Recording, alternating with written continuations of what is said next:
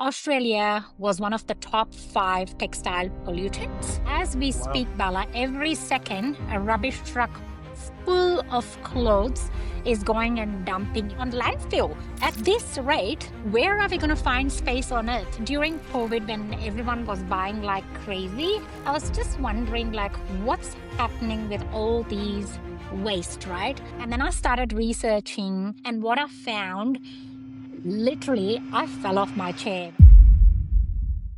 Hello, everyone. Welcome to the show. Today, we are joined by Priya Ravindra, founder of Punar. Priya moved to Australia to study and build a long corporate career. And later, she made a choice to start her own business. In today's episode, we'll be unpacking the struggles, the challenges, and most importantly, the money realities behind building something sustainable. Hey, Priya, how are you today? I'm very well, Bala. Thank you so much. And thank you for having me. Pleasure. Thanks for joining our channel. Priya, take us back to the time before Punar existed. What were you doing then, and what first made you think about starting something of your own? Yeah. Okay, so it all started pretty much as you already explained. Look, I've always been in the corporate career path, and it's great, all and truly, everything's working, all good. Then I took a little break because obviously, to have a family and to make sure, I focus on sort of, raising my daughter. Um, and during the break again, sort of like I was really thinking, do I return to corporate or what do I do? And interestingly, I got an opportunity to start my own project management consultancy through my network. So there was a not-for-profit client group. They were just looking for a project manager who was directly willing to come on board as a consultant and help them, run some of the projects. So before Pune was even in the picture, it was around 2018. I kicked off my own, project management consultancy. And in terms of aspirations, look, I always knew a business is in my blood, I'm gonna be obviously a businesswoman, but it's always the conditioning, right? Like I always thought, okay, yeah, I'll work my way up. I'll probably reach, senior leadership or C-level roles, but still kind of working for someone else. But I never saw, doing that completely on my own. So I suppose, Okay. having my daughter, and then it's kind of just the doors just kind of opened, right? So the consultancy itself, that was the first kind of venturing out into starting something on my own, working with a wonderful client group who are very supportive of Punar, by the way. So, and I'm still, doing things for them as well in parallel. But that kind of gave me an insight to, as you said, the easy path is 9 to 5 and getting your holidays and not worrying about anything. Whereas now looking at, okay, yeah, it's my own consultancy. I have to negotiate my hours. What do I do? How do I work? And all those kind of stuff. So that was again, a bit of an experience. And while everything was going really well, obviously, COVID happened. Right. So during COVID, when everyone was buying like crazy, and don't get me wrong, so did I, because I, having a small child and her wanting like God knows what not, like coloring prints, craft supplies, this and that to keep them occupied and shopping, whatnot. I was just wondering like what's happening with all these waste, right? And then I could see like people just buying clothes after clothes. What do you do, right? You're just sitting there. There's nothing happening during COVID. But that really made me question. I'm thinking all this waste, where is it going? And then I started researching. And because obviously I love clothes and stuff, like that was kind of another motivation, right? To go and look at textile waste. And what I found, literally, I fell off my chair when I read the stats like Australia was one of the top 5 textile pollutants, right? On top of that, as we speak, Bala, every second a rubbish truck full of clothes is going and dumping, all these clothes in a kind of like a rubbish, on landfill. And it's not like nothing is happening. So at this rate, where are we going to find space on Earth? Please tell me. Like it's not going to, right? And when you look at the satellite images in Chile, the parts of the desert is full of textile waste. And the more and more I started looking into it, obviously it's not just the textile waste, right? Like textile based products that's used in events and corporate gifting and all. People, Amex and MasterCard and Visa, they've all done research. Over 40% of the people are kind of fed up of, kind of receiving all these junk gifts, business gifts, any kind of gifts. And apparently 33% of Mm. them Yep. don't even open the gifts, right? So, and I'm like, oh my God, is this right? And at that time, I'm like, okay, there's got to be other way around. And interestingly, around 2019, I had connected with a group of women in South India who were using recycled yarn coming from the textile waste and weaving, like saris or, some kind of fabrics because they had grant from the government, Indian government and the Dutch government. There was like a joint project going on that was very inspirational. So I had reached out to them. So that was, like amazing because, from a sustainability perspective. But when I dug deep into all these stats about the textile waste and knowing that the waste we are generating just in Australia, it's 4 times the waste of the Sydney Harbour Bridge. This is just textile waste, mind you. Oh, I'm wow. not talking about other waste. That's ridiculous, right? So Other that's when waste. the Yep. light Just bulb textile.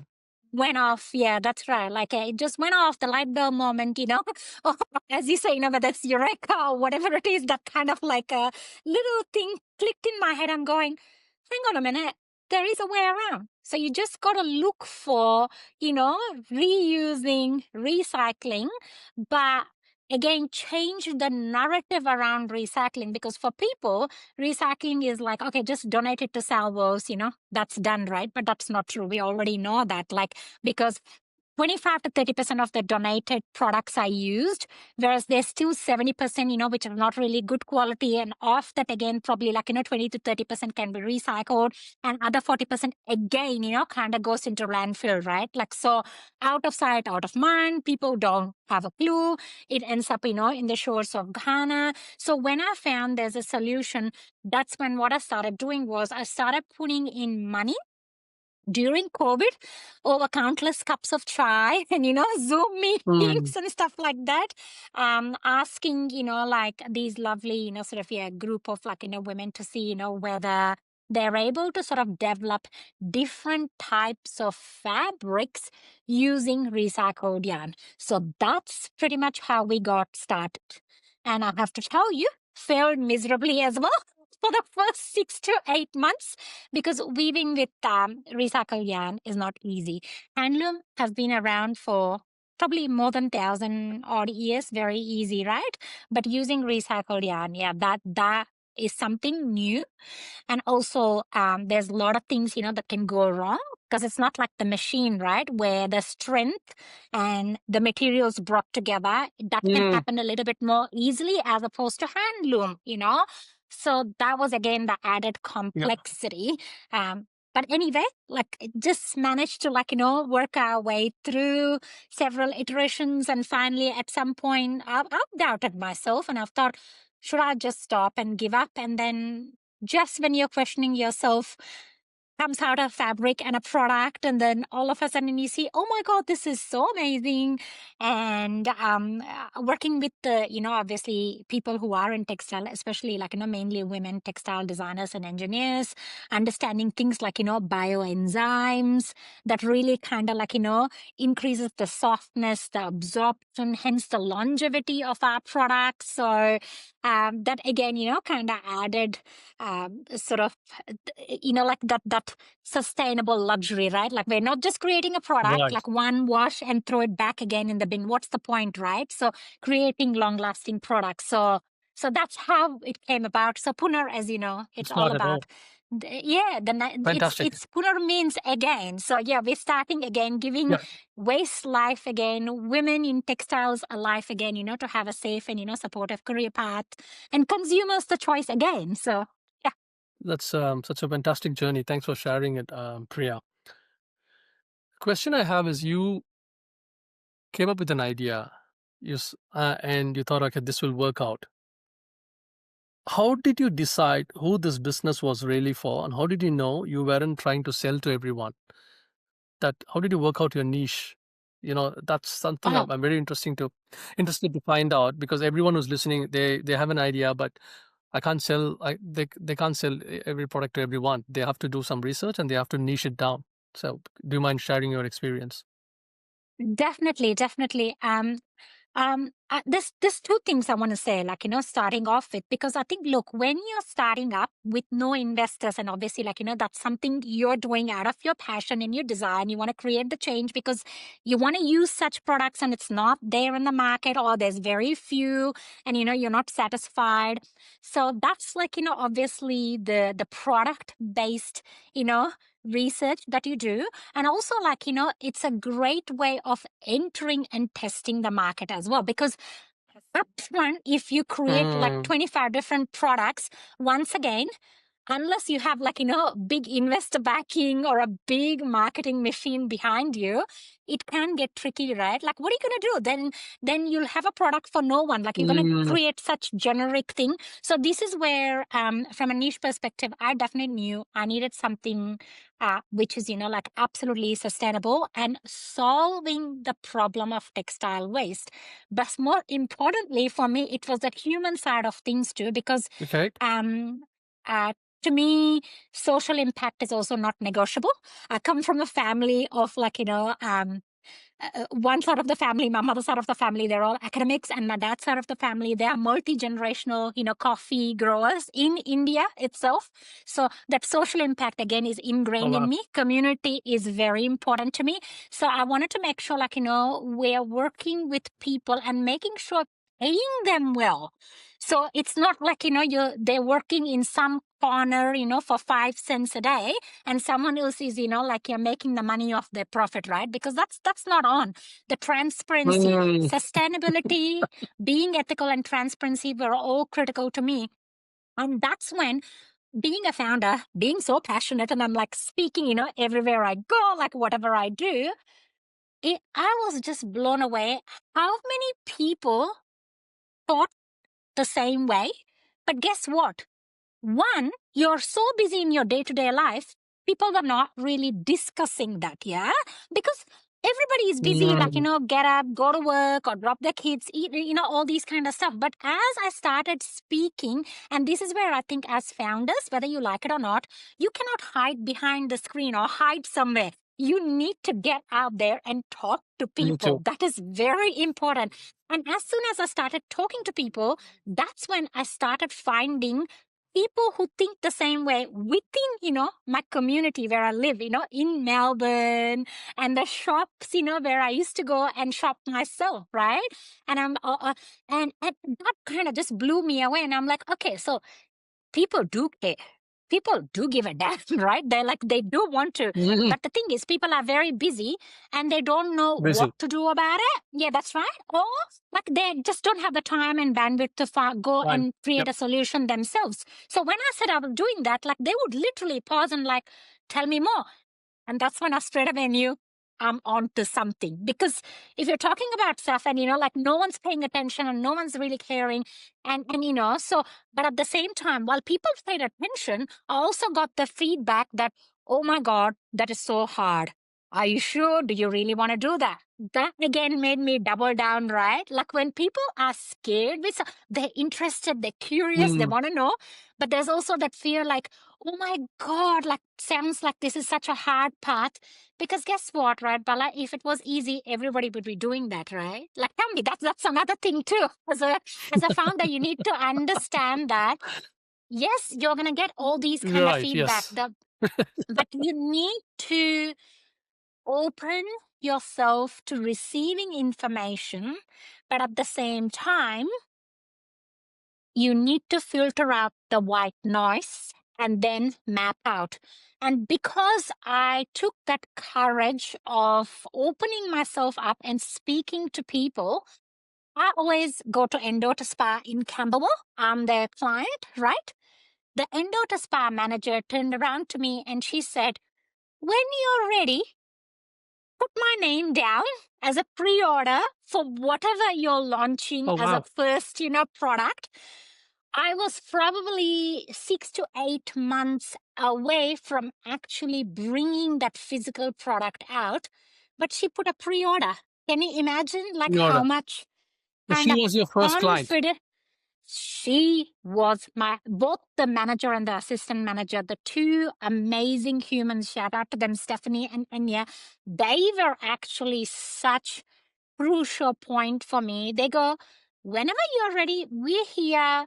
We would like to have a few products here in Endota, not for selling, but like we want to use it and see how we go. And we want to spread the word, because what you're doing is something amazing. We really need to sort Hmm. of, yeah, and that itself, there you go, right, Bala, that gave me like such a That big was the boost as a founder. Yeah, point. exactly. Then I started obviously sort of reaching out to my friends, not with the expectation of them buying or supportive, but seeking out, like saying, do you have any suggestions? Do you think any business or anybody who would fit the criteria and stuff like that? I was just blown away and overwhelmed with the support that I got, because by November, when I got the first small batch of our launch collection tea towels, just in, four Mm-hmm. different colors. That's all. So my first product was nothing but tea towel made with, like recycled cotton and the real cotton. So the blend of that, completely hand woven, and came out in November. And within few weeks, it was just sold out. Like literally sold out Oh, wow. within, yeah, exactly. And mind you, I'm not talking mega numbers here. It was a small box of 80 products, but then the fact that they sold out, that itself, as a founder, it should be like a big kind of wake up call, right? Like I knew straight away, like, okay, so that kind It of should be, helped me to do I your, think that's a yeah, moment. Yes. yeah, exactly. So That's a that moment to made celebrate, me, definitely. Not to miss it. You know what I mean? yeah, and thanking the people, right? Because see, end of the day, I didn't do this alone.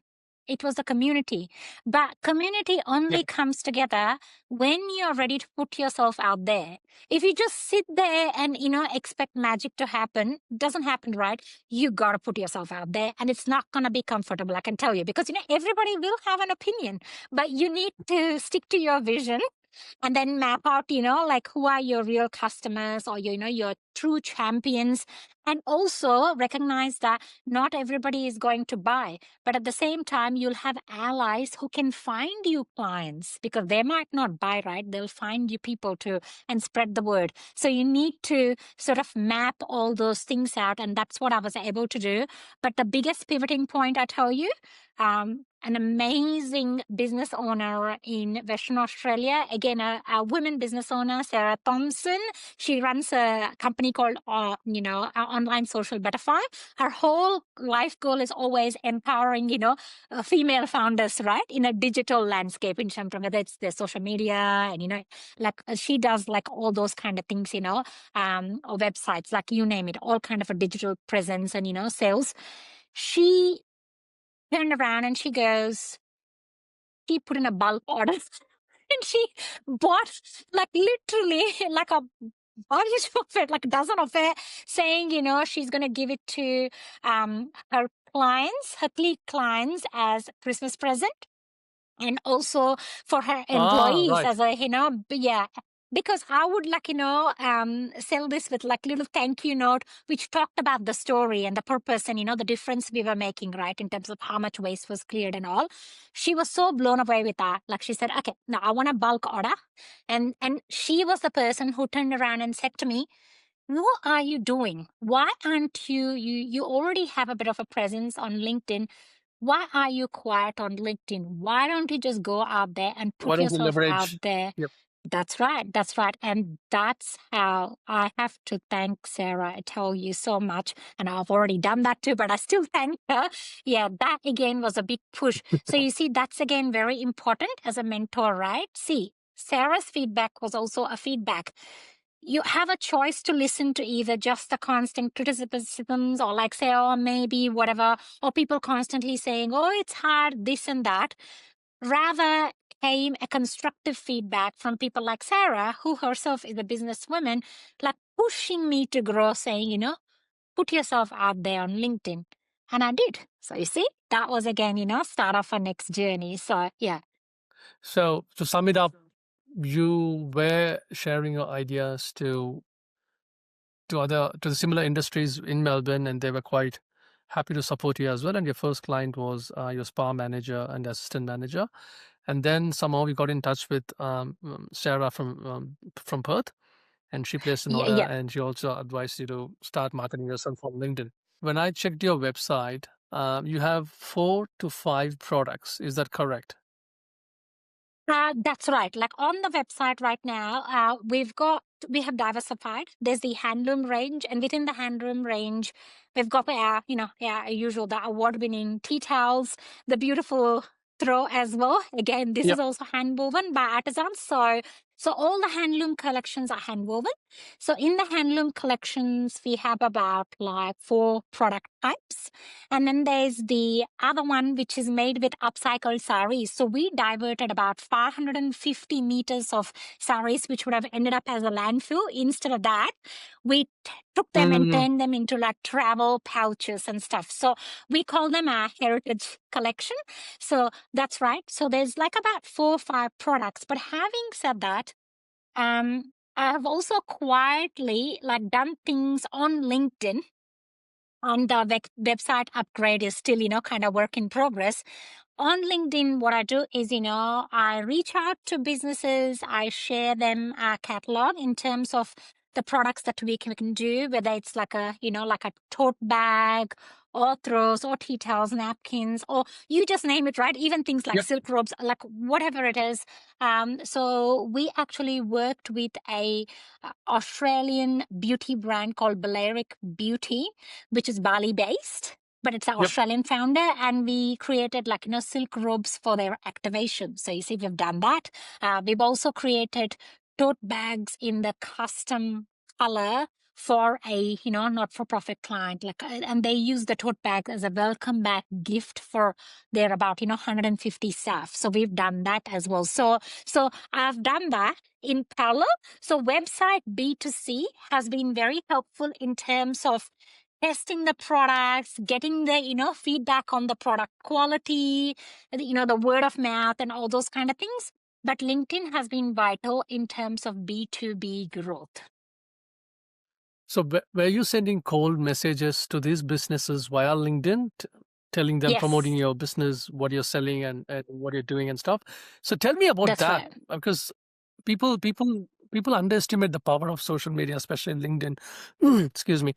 When they have when they have a presence on LinkedIn with a strong corporate experience, how someone can leverage that to promote their brand or product. Yeah, no, I think these are great question, because look, I think as much as look, this world, I think social media is such a powerful tool, and again, I think it comes down to Mm. how you use it, right? So, once again, resilience is key as a founder, because not everybody will also respond to you. So as Yep. once you have the LinkedIn Sales Navigator account, I think that's a non-negotiable, because if you're a founder, you need to make certain investments to grow your business. And for me, I knew Okay. B2C, I could do meta ads and like do all that with constantly changing algorithms, try and few stuff, or I had a choice Yep. of using my LinkedIn, because as you just said, when you already have a LinkedIn presence and you have like a large enough kind of like following group, you understand, right? Like there's already a voice and people kind of know you, and there's already that trust, right? It's very important to build on that trust. So LinkedIn is a great tool in terms of filtering out people who in the sustainability space, and also in the space of social Um, impact, environmental impact, including companies that are keen on these kind of initiatives. Then what you do is you start reaching out to the professionals, whether it's in the specific group. But what you do is, first you reach out saying, look, I'm so and so. I like connecting with like-minded professionals. So that's the key, because upfront you reach out to someone and you get, buy my product. Here's the catalog. You know what? your acceptance rate, I can guarantee you, it's probably going to be less than 1%. Whereas if your Okay. acceptance rate is like, over 50%, it all comes down to that messaging, because I think people forget the power of human connection and relationship.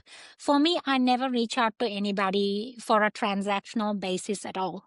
To me, that relationship or the connection is very important, and that value alignment. So that's really has helped in terms of LinkedIn. So I only reach out to people where I know there are that similar interests, or they're in similar industries, or at least in the industries, could be large industries, but there is a, like kind of project and other things they're involved in, which is, like focusing on the sustainability and the social, impact side of things. And that's where, like my connections, I've been able to grow straight from just like 2000 odd to now. I almost have like 5,500 connections. I also need to thank, my VA team who are in the Philippines. Shout out to Ruth. I cannot Right. like, sort of, yeah. I didn't have the VA team until probably June last year. So the initial, like, year and all, like it was me. I've done the work, and I've understood, like, who to reach out to, what do we do, like, verticals and stuff like that. By doing the work, then I was able to, like, outsource effectively in terms of, like, getting a VA on board and, help her, like, manage my So outreach. you just give So, give your a process blueprint correct, to the VA correct. team. That's very interesting, because you mentioned you send a warm connection request introducing yourself. I'm so and so. I want to connect with you. Yes. What happens after the day one? You send a connection request. Day two, they accept your connection, and you become a part of the network. And when would you reach out to them about promoting or sharing your catalog? What is the ideal time The to next start step talking is about? always say, go, like, then the next step is, like explaining, right? This is a company that I'm building. I'm very open and transparent. So, like, this is the company that I'm building. And these are the things that we can do, because where we are different as a textile company is that everything we do is sustainable, ethical, and transparent. And, look, this is the kind of difference we are creating in, in today's world. If you think there's any kind of synergies, shall we jam on a, like, 15-minute phone call? That's the, like, invitation, right? And I also say, if this is not, like, I completely understand, but, may I request, if you think of anybody else, who may be aligned to Oh, what we okay. are doing, can you please refer? And you'd be surprised, so many people when they Wow. say no, but at the same time, probably if people say no, there's still a part of the people who say no come back. When I say no for the meeting, there's still part of the people who come back and say, have you tried X, Y, and Z? Or have you spoken to so and so? And then, like introduce us to someone else. Like, yeah, absolutely. That happens as well. And this is where I think, a no is never a complete no. And this is Yeah, where that can never know. resilience and that's right. That's right. That's right. I think, but people have to understand that it is a long-term game when you don't have the investors, or like, and as I said, like when you're doing everything on your own. Look, you can easily go request for, like, sort of, yeah, angel investment and venture capital and all these kind of things. But for me, because my vision was very clear, I'm not ruling those out. I will be, like, yeah, seeking angel investment and venture capital and all, like, down the track. But I would always advise people that, as long as you can, and if you can slowly and steadily grow your company, guess what? You don't need to be an overnight viral sensation. You don't need to look like, overnight, like, whatever success story. And if that's what you want to do, Mm. sure. By all means, go play by other, sort of Yep. playbook. Just because I'm growing Punar slowly and steadily, make no mistake, it doesn't mean I don't have ambition or, plans to take this, like to next level or sort of like grow and go global. I'm doing that, but I'm doing it in a different way. And this is where LinkedIn has become, invaluable for me. And you'd be surprised because, also I'm quite consistent in, maybe with the exception of holiday period, I'm quite consistent with my LinkedIn posts and, what I share and my messaging and the stories and, the transparency and all those kind of things. Because of that, I have ended up being on the magazine cover of SEMA Weekly Digital, which is a US based, South Asian magazine. They found me through LinkedIn. Same. Someone else Oh, on wow. LinkedIn asked me There you go. to put my name forward for Success Change Makers. I ended up, winning, top 25 change makers of the world for like 2024. Just blown away, with like some amazing other people, like, yeah, even just to be, named among them on that platform and given an opportunity to be in that magazine because Success Magazine will never take money from companies and put articles on them. They never do that. You Right. have to earn your Right. merits and earn your stripes. So yeah, exactly. And it's a 160-odd-year-old publishing magazine company still in existence in US. So you can imagine I've got all those things because of what I've been doing on LinkedIn. So it's not just the sales people connections, but it's also that the trust, the storytelling, and visibility through media partnership. Didn't have to pay a single cent. If I've been featured in, like the Sari, Success Magazine, and ABC, everything has been because of that trust and word of mouth connections, and including being named as Heraldson last year. How they named the top sort of Victoria based Indian business women who are making a sort of changing the business landscape. Yep. Like I was one of the many, I think 20 odd women who were listed, and I feel forever grateful. How because of LinkedIn, Oh, because of nice. your social media Mm. presence, and that is very important. So my advice is again, whether you like it or not, you need to. It's your duty and responsibility as a founder. That is if that's your plan. Yep. There's multiple paths of growing, Clap. and obviously, getting ahead in business. But like this has been working successfully for me. And also, yes, there's been, sort of lots of connections where things have worked out really well. You even end up having meetings, sharing the catalog as well. They ask for product, you go to the final conversation, and all of a sudden they say, no, sorry, something's happened in the company. So we're no longer able to we don't have the budget or whatever, and you would have invested Right. hours in that also happens. But that's the thing, you need to be very resilient, so I'm just being transparent because I know that's what the aim of this podcast The, is. So the, yeah. the question is, you have a VA team right now. Um, the role of the VA team right now is to connect with suitable or potential clients. Is that what they're doing? What you were used to do? What you were doing? Is that what they're mimicking? Your VA team is just Pretty they're much. still reaching out to potential clients via LinkedIn. Pretty much, that's what they're okay. So you have more breathing space to focus on other stuff, which is a business expansion Absolutely. or product Absolutely. And marketing that's and stuff like that. exactly, Okay, that's good. yeah. Now, this is the very important question, which always I scratch my head when it comes to when someone has a product business. I always think how did you set the pricing? Because it's easy to get, and especially when you're getting a product from overseas, you have tariffs, you have taxes.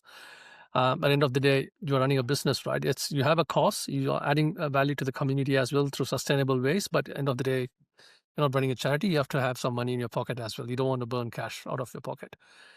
So my question is, when you set your prices at the beginning, how did you make sure the price covered your cost and still left something left over for the business? Yeah, that's a very good question. And for that, again, look, I invested in myself. Paul Waddy, who is a phenomenal sort of e-commerce coach, named in the Forbes and, whatnot. He runs exceptional online community, including, offering kind of weekly group calls to there's the courses, that you can purchase and self-learning, self-paced. I have done that. I really Right. have to Okay. credit that, because that was quite an amazing thing, which helped me kind of stop making mistake, and also kind of undervaluing myself, my time, or our product, or our artisans kind of effort. So that was very, very helpful. So Paul, what is e-commerce course, I've done that. And another thing I do, Bala, is right now, how I'm on this podcast speaking to you, I listen to countless but very intentional business and educational podcasts. Some of the things are Sunira Madani's CEO School. She's a US-based, unicorn founder. Mm. She did $1 billion exit building a fintech company. So I've been part of her community for many, many years now. So I listen to her podcast, just that is my go-to. So, and I think it's the company you keep, right? Yeah, there you go. Business podcasts are not negotiable. Diary of a, the CEO by Stephen Bartlett, you name it. Yeah, all Yeah. those kind of things. I educate Yeah. myself. I invest in myself. And our own very own, Brittany Saunders from Fate, the label. So how Nice. cool is that? She's built everything from scratch. So yeah, and Anita Sarkar from Hero Packaging. So yeah, so I listen to, and learn Yeah. Yeah. from them. Yeah. Yeah, Listen to it them. doesn't cost much other than your own time. So, but you need to invest in learning and have that growth mindset. So yeah. Sorry, I missed the name of the person or the course you just mentioned about the business online course. Paul Who was it? Body, yeah, Paul Body. Okay, perfect. No, I'll check it out. That's nice for you to take out some time and do some learning and then come up with a pricing strategy for your product. And I believe that you would encourage everyone to do that as well, to understand how to Yes, price a product if you do it in wrongly. the sense, yeah, you'll That's just my end up bleeding money nonstop. That's correct. That's correct. Because you need to look. Mm. Let's also, I want to bust that myth. There is enough money for everybody. So I think, and that's why you need to understand and know your worth, and that's why ask for the right pricing. And not everybody is your customer, but you will find the right people. So yeah. At what point did you realize whether the business was bringing in enough money to comfortably pay its bills and keep going? Oh, look, I think I only reached the probably what you would say kind of break even point only what, probably 19 or 20 months into my business. I was able to cover all the initial things that I had kind of invested. That's where it took to. And now, as I told you, because I still have my consulting business as well, so which is great. And then this is Uh, um I'm growing this steadily, but at the same time, for people, they need to be very clear about their strategy. My suggestion is, please do not quit your day job just from day one. 9 to 5, You yeah. really need to, yeah, exactly, Yep. exactly. It is important. Or if you're running your, whether it's a solopreneur or any other thing which is already working, my suggestion is, to continue that, because human brain always likes that safety. It doesn't mean, never take risk. But I think having that safety net, to be honest, will encourage you to take, greater risks. So you mean calculated risk? That's right. That's right. Yeah. So you are still working full time and running this Punar business as a That's side right. hustle, correct? That's right. That's right. I have my That's right. Okay. consultancy still, and steadily growing Punar. So I haven't, fully jump shipped yet. Right. So with the consultancy, are you working for someone, or is it you're the owner, you're the founder of the consultancy? I'm the founder. So You're the basically, I'm founder. the Wow. owner. Yeah, yeah, yeah. So it's yeah, there you go. There's multiple businesses. One's the consultancy, the same thing, which I started in 2018. That's my project management consultancy. I Oh, still still run okay. that. And I have the most amazing not-for-profit client group who are also very supportive of Punar. So I work kind of I take on projects with them. And again, like, it's in a way that where I know I can dedicate 3 to 3.5 days for them. And other times I'm focusing on building and growing Punar. So yeah, and it has been amazing because Okay. taking that calculated risk again has helped me like build, expand, and sort of like, yeah, grow the businesses in many different ways. Yeah, yeah. Yeah. So you're not, are you still looking to grow your consultancy business, or you're quite happy with the client base, what you have with that, and you want to focus on Punar? Because I want to the focus on reason Punar. on Yeah, Punar, I want to right, focus on Punar. Yeah, that's very clear. Punar And right now. I'm I very clear understand. with them too. Yeah. And that's the transparency, right? See, I'm very clear with them that my focus is Punar. And Okay. obviously, like, I would never, because there's the commitment. They are my direct clients and they've come to me seeking my project management services. So that's something, again, I really enjoy because obviously, end of the day, everything is like, projects, right? You have idea, you plan, and then you execute, you work with teams. So, and I suppose, that's kind of, again, helped me a lot in terms of building Punar as well. But I'm very grateful that, like, I have been always very transparent with my clients that I'm building Punar, and they go, this is my goal, and that's what I want to do, and they're very understanding and very supportive of that. So yeah, Great. if I could, or if I wanted, I could have taken many more projects with them and like done Mm, all 5 days, like delivered projects with them, or grown my consultancy business. But that's not been my intention.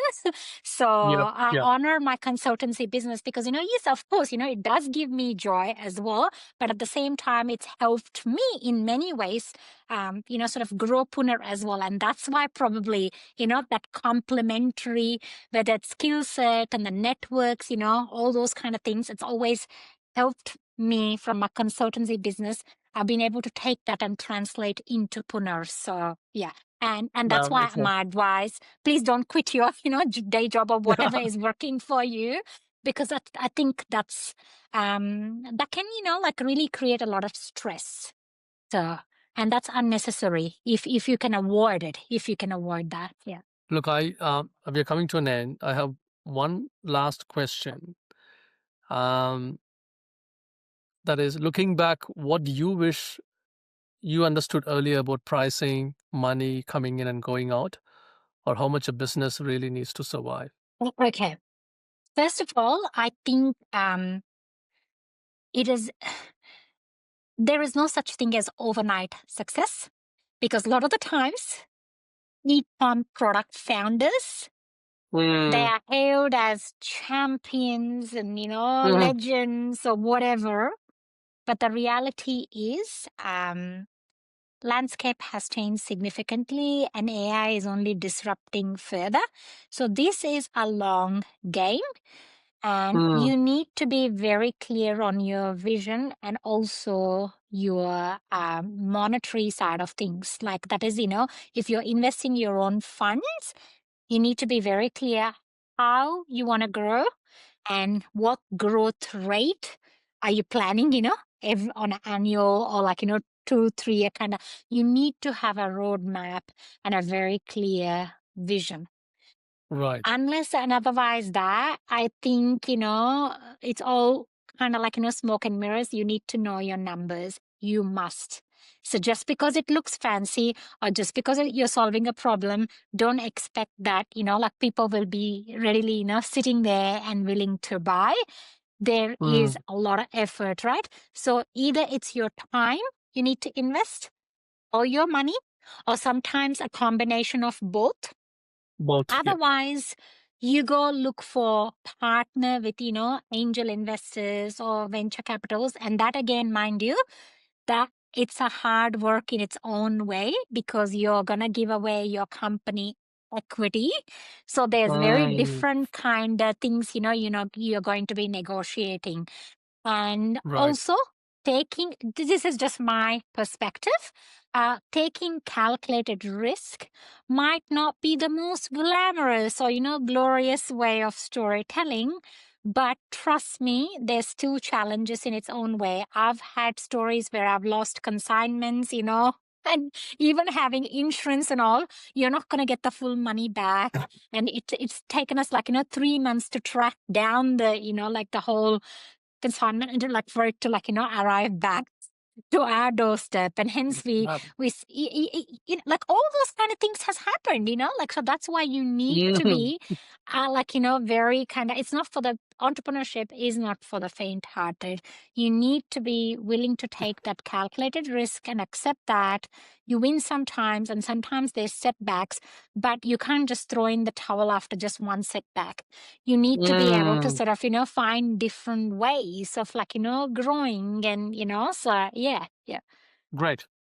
Priya, thank you so much for sharing your journey and your insights on setting up this business, the challenges you've gone through. This is very helpful, especially for me. And I didn't know that how a social media tool like LinkedIn can help you getting your first client, and also it can help in expanding your brand and promoting your product as well, which is wonderful. So that is something an eye opener for me, and I'm pretty sure someone who's listening, they will be start doing that straight away. It may not be LinkedIn, it could be any social platform where they have a presence, a very strong That's presence, that they right. should be leveraging that presence to start promoting the business. That's right. This That's has right. been a wonderful interview. So thank you again. Thank you so much for having me. And I really appreciate what you and Sam are doing to share stories and also spread the word. I really appreciate that because I think you're helping the community in many ways. So, and I don't think, brands Yep. like us or even other entrepreneurs, we couldn't, sort of progress without the community support. So thank you for your time and everything that you do. So I appreciate it. No, my pleasure.